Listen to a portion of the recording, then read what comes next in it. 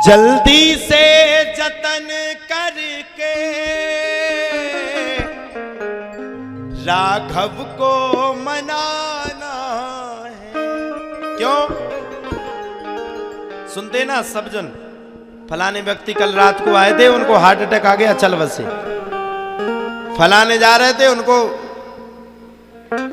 ये काम हो गया, वो चल बसे।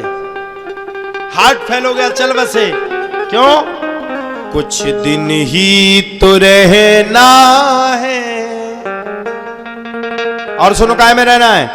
काया की पुतरिया में। देखो साहब, धन दौलत ये माल खजाना यहीं पर रखा रह जाएगा, कुछ जाना ही नहीं है आपके साथ।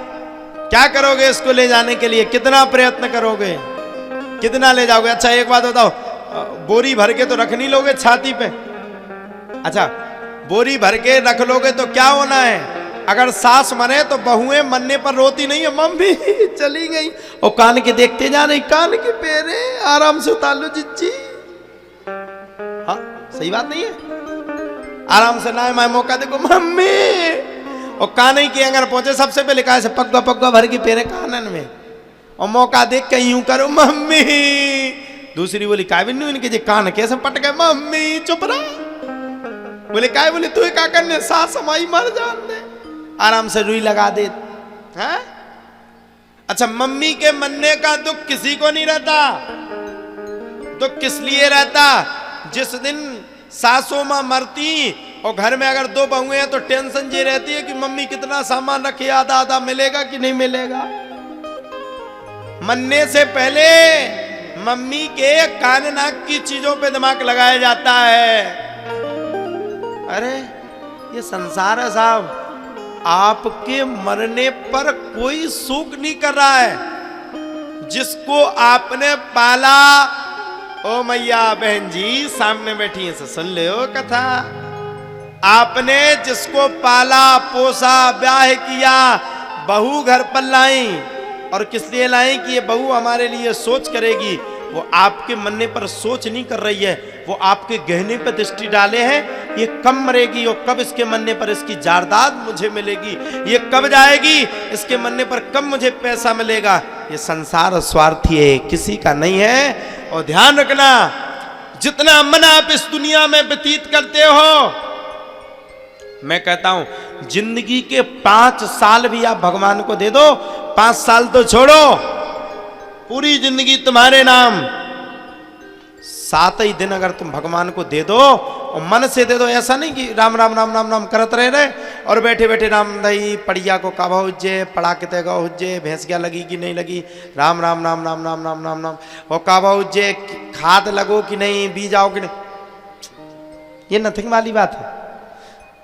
आपने सब कुछ किया और सब कुछ करने के बाद भी अगर आपका मन स्थायी नहीं है, आपने भक्ति भी की, पवित्रता के साथ की, और अगर भक्ति करने में भी आपका मन नहीं है, तो वो भक्ति करना भी आपका व्यर्थ ही गया है।